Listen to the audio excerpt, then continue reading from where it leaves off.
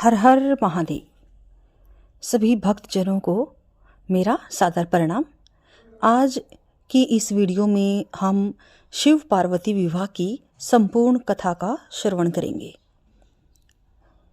महाशिवरात्रि विशेष शिव पार्वती विवाह की संपूर्ण कथा सुनने या पढ़ने से मिलता है महापुण्य। तो सभी श्रोतागणों से मेरा अनुरोध है कि वो कथा का श्रवण पूरा करें। महाशिवरात्रि का महापर्व भगवान शिव और माता पार्वती के विवाह उत्सव के रूप में मनाया जाता है। इस दिन भगवान शिव और माता पार्वती की विधि विधान से पूजा करने पर आपको इच्छित फल की प्राप्ति होती है। मान्यता है कि महाशिवरात्रि की पूजा पति और पत्नी को साथ में बैठकर करनी चाहिए। ऐसा करने से न केवल सिर्फ उनके रिश्ते में मिठास बढ़ती है, बल्कि शिव पार्वती के आशीर्वाद से उनके दाम्पत्य सुख में वृद्धि होती है। महाशिवरात्रि का व्रत करने वाले दंपतियों को पूजा में शिव पार्वती के विवाह से जुड़ी इस संपूर्ण व्रत कथा का पाठ अवश्य करना चाहिए। इससे आपको महापुण्य के साथ व्रत का संपूर्ण फल प्राप्त होता है। ब्रह्मा जी कहते हैं, हे नारद, पर्वतराज हिमाचल ने अपनी पत्नी मेनावती के साथ कन्यादान का कार्य आरंभ किया। उस समय वस्त्र आभूषण से विभूषित महाभागा मेना सोने के का कलश लिए पति हिमवान के दाहिने भाग में बैठी। तत्पश्चात पुरोहितों सहित हर्ष से भरे हुए शैलराज ने पाद्य आदि के द्वारा वर का पूजन करके वस्त्र, चंदन और आभूषणों द्वारा उनका वरण किया।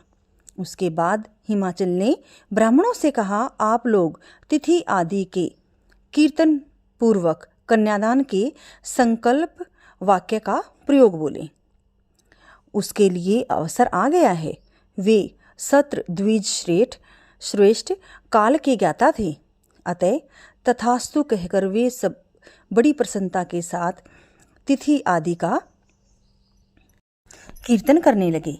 तदंतर सुंदर लीला करने वाले परमेश्वर शंभु के द्वारा मन ही मन प्रेरित हो हिमाचल ने प्रसन्नता पूर्वक हंसकर उनसे कहा, शंभो, आप अपने गोत्र का परिचय दे। परवर, कुल, नाम, वेद और शाखा का प्रतिपादन करें। सब अधिक समय न बिताएं। हिमालय ने कि यह बात सुनकर भगवान शंकर सुमुख होकर भी विमुख हो गए। अशोचनीय होकर भी तत्काल शोचनीय अवस्था में पड़ गए। उस समय श्रेष्ठ देवताओं, मुनियों, गंधर्वों, यक्षों और सिद्धों ने देखा कि भगवान शिव के मुख से कोई उत्तर नहीं निकल रहा है। नारद यह देखकर तुम हंसने लगे और महेश्वर का मन ही मन स्मरण करके गिरिराज से बोले। नारद ने कहा, पर्वतराज, तुम मूढ़ता के वशीभूत होकर कुछ भी नहीं जानते। महेश्वर से क्या कहना चाहिए और क्या नहीं, इसका तुम्हें पता नहीं है। वास्तव में तुम बड़े महिर्मुख हो। तुमने इस समय साक्षात हर से उनका गोत्र पूछा है और उसे बताने के लिए उन्हें प्रेरित किया है। तुम्हारी यह बात अत्यंत उपहासजनक है। पर्वतराज, इनके गोत्र, कुल और नाम को तो विष्णु और ब्रह्मा आदि भी नहीं जानते। फिर दूसरों की क्या चर्चा है। शैलराज, जिनके एक दिन में करोड़ों ब्रह्माओं का लय होता है, उन्हीं भगवान शंकर को तुमने आज काली के तपोबल से प्रत्यक्ष देखा है। इनका कोई रूप नहीं है। ये प्रकृति से परे निर्गुण पर ब्रह्मा परमात्मा हैं। निराकार, निर्विकार, मायाधीश हैं। साथ ही अपने भक्तों के प्रति बड़े दयालु हैं। भक्तों की इच्छा से ही ये निर्गुण से सगुण हो जाते हैं। निराकार होते हुए भी सुंदर शरीर धारण कर लेते हैं और अनामा होकर भी बहुत से नाम वाले हो जाते हैं। ये गोत्रहीन होकर भी उत्तम गोत्र वाले हैं। कुलहीन होकर भी कुलीन है। पार्वती की तपस्या से ही ये आज तुम्हारे जामाता बन गए हैं। इसमें संशय नहीं है। गिरिश्रेष्ठ, इन लीला विहारी परमेश्वर ने चराचर जगत को मोह में डाल रखा है। कोई कितना ही बुद्धिमान क्यों न हो, वह भगवान शिव को अच्छी तरह नहीं जानता।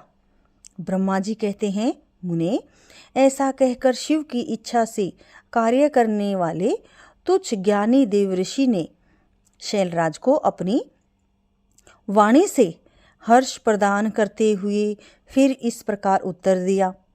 नारद बोले, शिवा का जन्म देने वाले तात महाशैल, मेरी बात सुनो और उसे सुनकर अपनी पुत्री शंकर जी के हाथ में दे दो। लीला पूर्वक रूप धारण करने वाले सगुण महेश्वर का गोत्र और कुल केवल नाद ही है। इस बात को अच्छी तरह समझ लो, शिव नाद में है और नाद शिव में है। यह सर्वदा सधी बात है। नाद और शिव, इन दोनों में कोई अंतर नहीं है। शैलेंद्र, सृष्टि के समय सबसे पहले लीला के लिए सगुण रूप धारण करने वाले शिव से नाद ही प्रकट हुआ था, अतः वह सबसे उत्कृष्ट है। हिमालय इसलिए मन ही मन सर्वेश्वर शंकर के द्वारा प्रेरित हो गई। मैंने आज अभी वीणा बजाना आरंभ कर दिया था। ब्रह्मा जी कहते हैं, मुनि, तुम्हारी यह बात सुनकर गिरिराज हिमालय को संतोष प्राप्त हुआ और उनके मन का सारा विस्मय जाता रहा। तदंतर श्री विष्णु आदि देवता तथा मुनि सब के सब विस्मय रहित हो नारद को साधुवाद देने लगे। महेश्वर की गंभीरता जानकर सभी विद्वान आश्चर्यचकित हो बड़ी प्रसन्नता के साथ परस्पर बोले, अहो, जिनकी आज्ञा से इस विशाल जगत का प्रकाट्य हुआ है, जो प्रांत पर आत्मबोध स्वरूप स्वतंत्र लीला करने वाले तथा उत्तम भाव से ही जानने योग्य हैं, उन त्रिलोकनाथ भगवान शंभु का आज हम लोगों ने भली भांति दर्शन किया है। उसके बाद हिमालय ने विधि के द्वारा प्रेरित हो भगवान शिव को अपनी कन्या का दान कर दिया। कन्यादान करते समय वे बोले, परमेश्वर, मैं अपनी यह कन्या आपको देता हूँ, आप इसे अपनी पत्नी बनाने के लिए ग्रहण करें। सर्वेश्वर, इस कन्यादान से आप संतुष्ट हो। इस मंत्र का उच्चारण करके हिमालय ने अपनी पुत्री त्रिलोक जननी पार्वती को उन महान देवता रुद्र के हाथ में दे दिया। इस प्रकार शिवा का हाथ शिव के हाथ में रखकर शैलराज मन ही मन बड़े प्रसन्न हुए। उस समय वे अपने मनोरथ के महासागर को पार कर गए थे। परमेश्वर महादेव जी ने प्रसन्न हो वेद मंत्र के उच्चारण पूर्वक गिरिजा के कर कमल को शीघ्र अपने हाथ में ले लिया। मुने, लोकाचार के पालन की आवश्यकता को दिखाते हुए उन भगवान शंकर ने पृथ्वी का स्पर्श करके कोअदात इत्यादि रूप से काम संबंधी मंत्र का पाठ किया। उस समय वहां सब और महान आनंददायक महोत्सव होने लगा। पृथ्वी पर अंतरिक्ष में तथा स्वर्ग में भी जय जयकार का शब्द गूंजने लगा। सब लोग अत्यंत हर्ष से भरकर साधुवाद देने और नमस्कार करने लगे। गंधर्व गण प्रेम पूर्वक गाने लगे और अप्सराएं नृत्य करने लगी। हिमालय के नगर के लोग भी अपने मन में परम आनंद का अनुभव करने लगे। उस समय महान उत्सव के साथ परम मंडल बनाया जाने लगा। मैं, विष्णु, इंद्र, देवगण तथा संपूर्ण मुनि हर्ष से भर गए। हम सब के मुख अरविंद प्रसन्नता से खिल उठे। तदंतर शैलराज हिमालय ने अत्यंत प्रसन्न हो शिव के लिए कन्यादान की यथोचित रजामंदी प्रदान की। तत्पश्चात उसके बंधुजनों ने भक्तिपूर्वक शिव का पूजन करके नाना विधि विधान से भगवान शिव को उत्तम द्रव्य समर्पित किया। हिमालय ने दहेज में अनेक प्रकार के द्रव्य, रत्न, पात्र, 1 लाख सुसज्जित गायें, 1 लाख सजे सजाए घोड़े, करोड़ों हाथी और उतने ही सुवर्ण जड़ित रथ आदि वस्तुएं दी। इस प्रकार परमात्मा शिव को विधि पूर्वक अपनी पुत्री कल्याणमयी मां पार्वती का दान करके हिमालय कृतार्थ हो गए। इसके बाद शैलराज ने यजुर्वेद की मंध्यादिनी शाखा में वर्णित स्तोत्र के द्वारा दोनों हाथ जोड़ प्रसन्नता पूर्वक उत्तम वाणी में परमेश्वर शिव की स्तुति की। तत्पश्चात वेता हिमालय के आज्ञा देने पर मुनियों ने बड़े उत्साह के साथ शिवा के सिर पर अभिषेक किया और महादेव जी का नाम लेकर उस अभिषेक की विधि पूरी की। उसमें बड़ा आनंददायक दृश्य था। शिव के विवाह का उपसंहार और शिव का जनवासे में लौटना ब्रह्मा जी कहते हैं, नारद, तदंतर मेरी आज्ञा पाकर महेश्वर ने ब्राह्मण द्वारा अग्नि की स्थापना करवाई और पार्वती को अपने आगे बिठाकर यहाँ ऋग्वेद, यजुर्वेद तथा सामवेद के मंत्रों द्वारा अग्नि में आहुतियाँ दी। तात, उस समय काली के भाई मैनाक ने लावा की अंजलि दी और काली तथा शिव दोनों ने आहुति देकर लोक आचार का आश्रय ले प्रसन्नतापूर्वक अग्निदेव की परिक्रमा की। नारद, तदंतर शिव की आज्ञा से मुनियों सहित मैंने शिक्षा से विवाह का शेष कार्य प्रसन्नतापूर्वक पूरा किया। फिर उन दोनों दंपति के मस्तक का अभिषेक हुआ। ब्राह्मणों ने उन्हें आश्रय पूर्वक ध्रुव का दर्शन कराया। तत्पश्चात हृदयालंबन का कार्य हुआ। फिर बड़े उत्साह के साथ स्वस्ति वाचन किया गया। इसके पश्चात ब्राह्मणों की आज्ञा से शिव ने शिवा के सिर में सिंदूरदान किया। उस समय गिरिजा नंदिनी उमा की शोभा अद्भुत और अवर्णनीय हो गई। फिर ब्राह्मणों के आदेश से वे शिव दंपति एक आसन पर विराजमान हो भक्तों के चित्त को आनंद करने वाली उत्तम शोभा पाने लगे। मुने, तदंतर अद्भुत लीला करने वाले उन नव दंपति ने मेरी आज्ञा पाकर अपने स्थान पर आ कर बैठ गए। इस प्रकार विधि पूर्वक उस वैवाहिक यज्ञ के पूर्ण हो जाने पर भगवान शिव ने मुझे लोकश्रेष्ठा ब्रह्मा को पूर्ण पात्र दान दिया। फिर शंभु ने आचार्यों को गोदान किया। मंगलदायक जो बड़े बड़े दान बताए गए हैं वे भी सहर्ष संपन्न किए। तत्पश्चात उन्होंने बहुत से ब्राह्मणों को पृथक पृथक 100 सुवर्ण मुद्राएं दी, करोड़ों रत्न दान किए और अनेक प्रकार के द्रव्य बांटे। उस समय सब देवता और दूसरे दूसरे चराचर जीव मन में बड़े प्रसन्न हुए और जोर जोर से जय जयकार की ध्वनि होने लगी। सब और मांगलिक शब्द और गीत होने लगे। वाद्यों की मनोहर ध्वनि सबके आनंद को बढ़ाने लगी। इसके बाद श्री विष्णु में देवता, ऋषि तथा अन्य सभी लोग गिरिराज से आज्ञा ले बड़ी प्रसन्नता के साथ शीघ्र ही अपने आप डेरे में चले गए। उस समय हिमालय नगर की स्त्रियां आनंद मग्न होकर शिव और पार्वती को लेकर कोहबर में गई। वहां उन सब ने आनंद पूर्वक वर वधू से लोकाचार का संपादन कराया। उस समय सब और परम आनंददायक महोत्सव उत्साह छाया रहा था। तदंतर वे स्त्रियां उन लोक कल्याणकारी दंपति को साथ ली परम दिव्य वास भवन में ले गई और वहां भी प्रसन्नता पूर्वक लोकाचार का संपादन किया। इसके बाद गिरिराज के नगर की स्त्रियों ने समीप आकर मंगल आकृष्य करके उन नव दंपति को केली गृह में पहुंचाया और जय ध्वनि करती हुई उनके गठबंधन की गांठ खोलने आदि का कार्य संपन्न किया। उस समय उन नूतन दंपति को देखने के लिए 16 दिव्य नारियां बड़े आदर के साथ शीघ्रता पूर्वक वहां आई।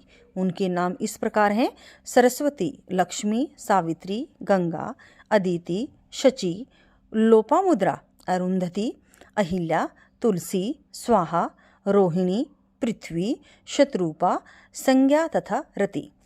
ये देवांगनाएं तथा मनोहारिणी देवकन्या, नागकन्या और मुनि कन्याएं भी वहां आ पहुंची। वहां जितनी स्त्रियां उपस्थित थी उन सब की गणना करने में कौन समर्थ है। उनके दिए हुए रत्नमय सिंहासन पर भगवान शिव प्रसन्नता पूर्वक बैठे। उस समय उन्होंने शिव ने नाना प्रकार के विनोद पूर्वक बातें कही। तदंतर प्रसन्नचित हुए महेश्वर ने अपनी पत्नी के साथ मिष्ठान भोजन और आचमन करके कपूर डाला हुआ पान खाया। इसी अवसर पर अनुकूल समय जान प्रसन्न हुई रति ने दीन वत्सल भगवान शंकर से कहा, भगवान, पार्वती का पाणी ग्रहण करके आपने अत्यंत दुर्लभ सौभाग्य प्राप्त किया है। बताइए, मेरे प्राणनाथ को जो सर्वदा स्वार्थ रहित हैं, आपने क्यों भस्म में डाला? अब यहाँ मेरे पति को जीवित कीजिए और अपने अंतकरण में काम संबंधी व्यापार को जगाइए। आपको और मुझको जो समान रूप से वियोग जनित संताप प्राप्त हुआ है उसे दूर कीजिए। महेश्वर, आपके इस विवाह उत्सव में सब लोग सुखी हैं, केवल मैं ही अपने पति के बिना दुख में डूबी हुई हूँ। देव शंकर, प्रसन्न होइए और मुझे सनाथ कीजिए। दीन बंधु, परम प्रभु, अपनी कही हुई बात को सत्य कीजिए। चराचर प्राणियों सहित तीनों लोकों में आपके सिवा कौन दूसरा है जो मेरे दुख का नाश करने में समर्थ हो। ऐसा जानकर आप मुझ पर दया कीजिए। दीनों पर दया करने वाले नाथ, सबको आनंद प्राप्त प्रदान या करने वाले, अपने इस विवाह उत्सव में मुझे भी और उत्सव संपन्न बनाइए।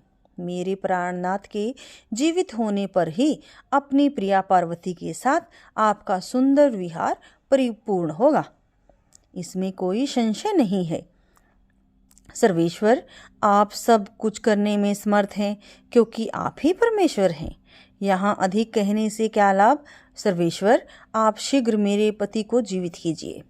ऐसा कहकर रति ने गांठ में बांधा हुआ कामदेव के शरीर का भस्म शंभु को दे दिया और उनके सामने हे नाथ कहकर रोने लगी। रति का रोदन सुनकर सरस्वती आदि सभी देवतियां रोने लगी और अत्यंत दीन वाणी में बोली, प्रभो, आपका नाम भक्त वत्सल है। आप दीन बंधु और दया के सागर हैं, अतः काम को जीवन दान दीजिए और रति को उत्साहित कीजिए। आपको नमस्कार है। ब्रह्मा जी कहते हैं, नारद, उन सब की यह बात सुनकर महेश्वर प्रसन्न हो गए। उन करुणा सागर प्रभु ने तत्काल ही रति पर कृपा की। भगवान शूलपाणी की अमृतमयी दृष्टि पड़ते ही पहले जैसे रूप वेश से युक्त अद्भुत मूर्तिधारी सुंदर कामदेव उस भस्म से प्रकट हो गया। अपने पति को वैसे ही रूप, आकृति, मंद मुस्कान और धनुष बाण से युक्त देख रति ने महेश्वर को प्रणाम किया। वह कृतार्थ हो गई। उसने प्राणनाथ की प्राप्ति कराने वाले शिव को प्रणाम किया। अपने जीवित पति के साथ हाथ जोड़कर बारंबार सत्वन किया। पत्नी सहित काम की हुई स्तुति को सुनकर भगवान शंकर अत्यंत प्रसन्न हुए और इस प्रकार बोले। शंकर ने कहा, मनोभव, पत्नी सहित तुमने जो स्तुति की उससे मैं बहुत प्रसन्न हूँ। स्वयं प्रकट होने वाले काम, तुम वर मांगो, मैं तुम्हें मनोवांछित वस्तु दूंगा। शंभु का यह वचन सुनकर कामदेव महान आनंद में मग्न हो गए। कामदेव ने कहा, देवादिदेव महादेव, करुणा सागर प्रभु, यदि आप मुझ पर प्रसन्न हैं तो मेरे आनंददायक होइए प्रभु। पूर्व काल में मैंने जो अपराध किया था उसे क्षमा कीजिए। सज्जनों के प्रति परम प्रेम और अपने चरणों की भक्ति दीजिए। कामदेव का यह वचन सुनकर परमेश्वर शिव प्रसन्न हो बोले, बहुत अच्छा। इसके बाद उन करुणानिधि ने हंसकर कहा, महामते कामदेव, मैं तुम पर प्रसन्न हूँ। तुम अपने मन से भय को निकाल दो। भगवान विष्णु के पास जाओ और इस घर से बाहर ही रहो। तदंतर काम शिव जी को प्रणाम करके बाहर आ गया। विष्णु आदि देवताओं ने उसे आशीर्वाद दिया। इसके बाद भगवान शंकर ने उस वाम भवन में पार्वती को बाएं बिठाकर मिष्टान भोजन कराया और पार्वती ने भी प्रसन्नतापूर्वक उनका मुंह मीठा किया। तदंतर वहां लोकाचार का पालन करते हुए आवश्यक कृत्य करके मेना और हिमवान की आज्ञा ले भगवान शिव जनवासे में चले गए। मुने, उस समय महान उत्सव और वेद मंत्रों की ध्वनि होने लगी। चारों प्रकार के बाजे बजने लगे। जनवासे में अपने स्थान पर पहुंचकर शिव ने मुनियों को प्रणाम किया। श्री हरि को मुझे भी मस्तक झुकाया। फिर सब देवता आदि ने उनकी वंदना की। उस समय वहां जय जयकार, नमस्कार तथा समस्त विघ्नों का नाश करने वाली शुभदायिनी वेद्य ध्वनि भी होने लगी। इसके बाद मैंने भगवान विष्णु से ने तथा इंद्र, ऋषि और सिद्ध आदि ने भी शंकर जी की स्तुति की। अब आइए सुनते हैं भगवान शिव और शिकारी की कथा। एक बार पार्वती जी ने भगवान शंकर से पूछा, ऐसा कौन सा श्रेष्ठ और सरल व्रत है जिससे मृत्युलोक के प्राणी आपकी कृपा सहज ही प्राप्त कर लेते हैं? उत्तर में शिव जी ने पार्वती को शिवरात्रि के व्रत का विधान बताकर यह कथा सुनाई। एक बार चित्रभानु नामक एक शिकारी था। पशुओं की हत्या करके वह अपने कुटुंब को पालता था। वह एक साहूकार का ऋणी था, लेकिन उसका ऋण समय पर न चूक सका।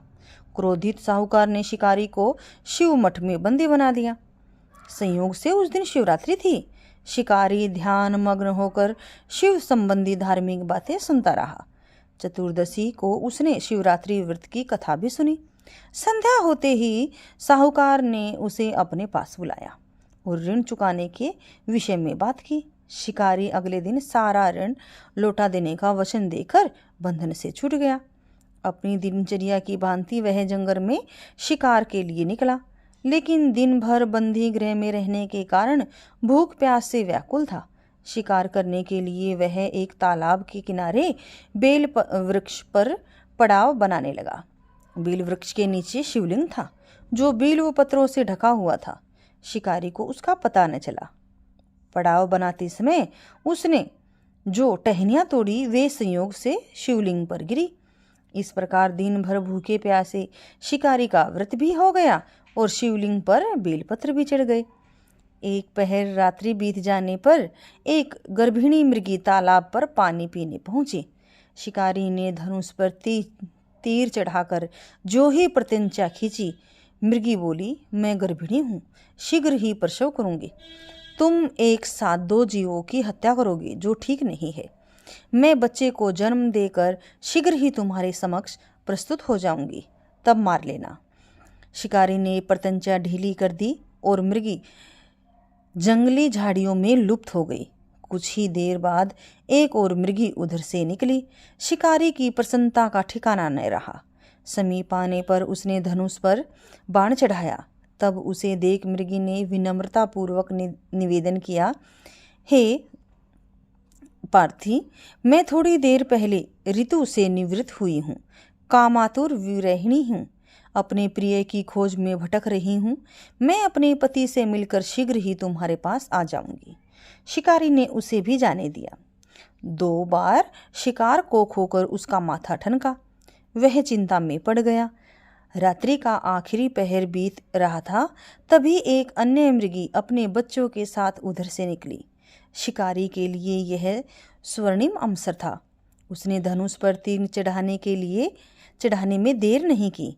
वह तीर छोड़ने ही वाला था कि मृगी बोली, हे पार्थी, मैं इन बच्चों को इनके पिता के हवाले करके लौट आऊंगी। इस समय मुझे शिकारी हंसा और बोला, सामने आए शिकार को छोड़ दूं? मैं ऐसा मूर्ख नहीं। इससे पहले मैं 2 बार अपना शिकार खो चुका हूँ। मेरे बच्चे भूख प्यास से तड़प रहे होंगे। उत्तर में मृगी ने फिर कहा, जैसे तुम्हें अपने बच्चों की ममता सता रही है, ठीक वैसे ही मुझे भी बच्चों की चिंता सता रही है। इसलिए सिर्फ बच्चों के नाम पर मैं थोड़ी देर के लिए जीवनदान मांग रही हूँ। हे पार्थी, मेरा विश्वास कर, मैं इन्हें इनके पिता के पास छोड़कर तुरंत लौटने की प्रतिज्ञा करती हूँ। मृगी का दीन स्वर सुनकर शिकारी को उन पर दया आ गई। उसने उस मृगी को भी जाने दिया। शिकार के अभाव में बेल वृक्ष पर बैठा शिकारी बेल पत्र तोड़ तोड़ कर नीचे फेंकता जा रहा था। पो फटने को हुई तो एक हष्ट पृष्ठ मृग उसी रास्ते पर आया। शिकारी ने सोचा कि इसका शिकार वह अवश्य करेगा।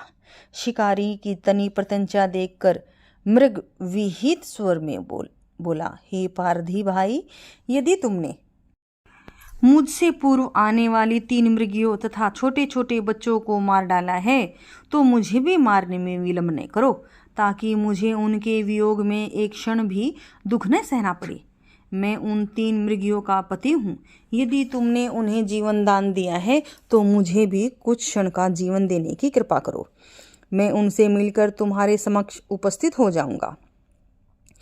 मृग की बात सुनते ही उसने सारी कथा मृग को सुना दी। तब मृग ने कहा, मेरी 3 पत्नियां जिस प्रकार प्रतिज्ञाबद्ध होकर गई हैं, मेरी मृत्यु से अपने धर्म का पालन नहीं कर पाएंगी। अतः जैसे तुमने उन्हें विश्वास पात्र मानकर छोड़ा है, वैसे ही मुझे भी जाने दो। मैं उन सब के साथ तुम्हारे सामने शीघ्र ही उपस्थित होता हूँ। उपवास, रात्रि जागरण तथा शिवलिंग पर बेलपत्र चढ़ने से शिकारी का हिंसक हृदय निर्मल हो गया। उसमें भगवत शक्ति का वास हो गया था। धनुष तथा बाण उसके हाथ से सहज ही छूट गया। भगवान शिव की अनुकंपा से उसका हिंसक हृदय कारुणिक भावों से भर गया। वह अपने अतीत के कर्मों को याद करके पश्चाताप की ज्वाला में जलने लगा। थोड़ी ही देर बाद वह मृग सपरिवार शिकारी के समक्ष उपस्थित हो गया ताकि वह उनका शिकार कर सके, किंतु जंगली पशुओं की ऐसी सत्यता, सात्विकता एवं सामूहिक प्रेम भावना देखकर शिकारी को बड़ी ग्लानि हुई। उसके नेत्रों से आंसुओं की झड़ी लग गई। उस मृग परिवार को न मारकर शिकारी ने अपने कठोर हृदय को जीव हिंसा से सदा के लिए हटा दिया और अपने हृदय को कोमल और दयालु बना लिया। देवलोक के समस्त देव समाज भी इस घटना को देख रहे थे। घटना से परिणित होते ही देवी देवताओं ने पुष्प वर्षा की। तब शिकारी तथा मृग परिवार मोक्ष को प्राप्त हुए। तो ये थी हमारी शिवरात्रि की विशेष कथा। आज की वीडियो आपको कैसी लगी हमें कमेंट बॉक्स में ज़रूर बताइए। और हर हर महादेव। भगवान शिव की कृपा आप पर, आपके परिवार पर हमेशा बनी रहे।